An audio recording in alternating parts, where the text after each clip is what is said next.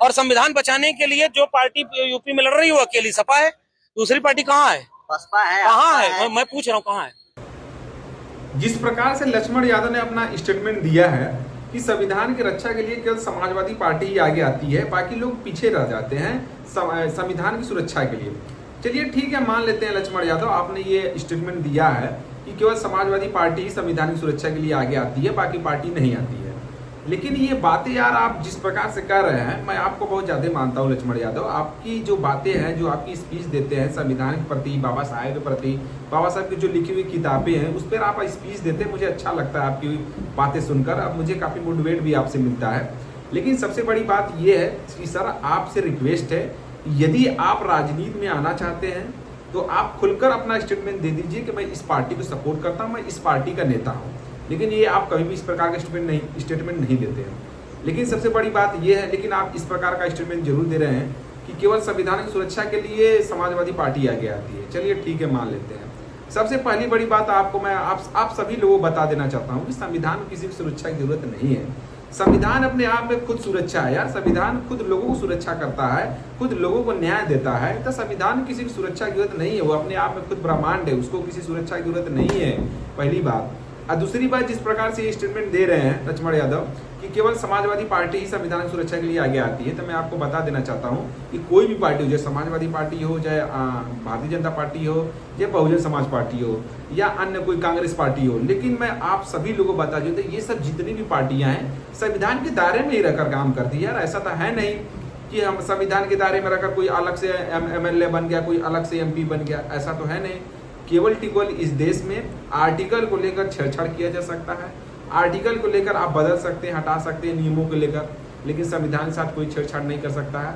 लक्ष्मण यादव आपसे sir request है कि इस प्रकार का बयानबाजी न करें तो अच्छा रहेगा, क्योंकि हम बहुत से लोग आपको, आप बहुजन समाज के लोग, दलित समाज के लोग आपको फॉलो करते हैं। ये आपसे मेरा रिक्वेस्ट है, ये आपसे मेरी विनम्र निवेदन है कि आप खुलकर एक स्टेटमेंट दे दीजिए, मैं इस पार्टी को सपोर्ट करता हूँ, इस पार्टी का नेता हूँ। लेकिन लक्ष्मण यादव सर, ये आपने गलत स्टेटमेंट दिया, मैं इस आपका ये बातें को मैं विरोध करता हूँ कि अब इस प्रकार का बयानबाजी न दें तो अच्छा रहे। आप सभी पार्टियों का आप बुराई कर सकते हैं, लेकिन आप किसी के काम को लेकर बुराई से, लेकिन संविधान को लेकर आप इस प्रकार का बात बोलेंगे तो ये हर कोई व्यक्ति इस बात को गलत मान सकता है, खासकर बहुजन समाज के लोगों से मैं ये कहता हूँ। और रही दूसरी बात कि ये जो अपना देश है, इस देश को लोकतांत्रिक देश में ये संविधान पूर्ण रूप से लागू होता है। अब कुछ लोग कहते हैं जो समाजवादी पार्टी है, या भारतीय जनता पार्टी है, या BSP पार्टी है, ये तीनों पार्टी जिस प्रकार की उत्तर प्रदेश में अपना वर्चस्व बनाई हुई है, लेकिन इसमें सबसे डाउन फॉल में चल रहा है बहुजन समाज पार्टी। लेकिन मैं इस पार्टी को नहीं लेकर चलता हूँ, मैं इस सब बातों पर नहीं मानता हूँ। कोई भी पार्टी हो कभी भी आगे बढ़ सकती है, लेकिन जो BJP है, भारतीय जनता पार्टी, जो इस पर आरोप लगाते हैं सब लोग कि ये लोग संविधान बदलना चाहते हैं, ये लोग संविधान को खत्म कर सकते हैं, यार कैसे कोई इस प्रकार का आरोप लगाता है यार।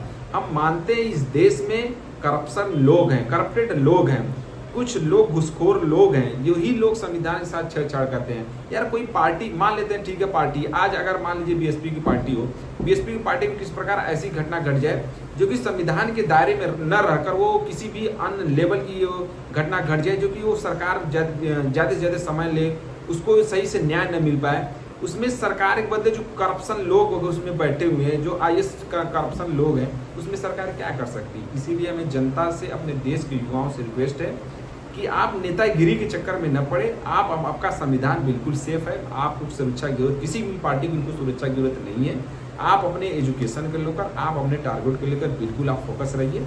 मैं सभी युवाओं से रिक्वेस्ट करता हूं कि इन नेताओं के चक्कर में न पड़े। हालांकि लक्ष्मण यादव को मैं अपना फेवरेट स्पीच में से एक मानता था, लेकिन ठीक है लक्ष्मण यादव, मैं आपको भी अभी भी फॉलो करता हूँ, लेकिन इस प्रकार का स्टेटमेंट न दें तो ठीक है। जय हिंद।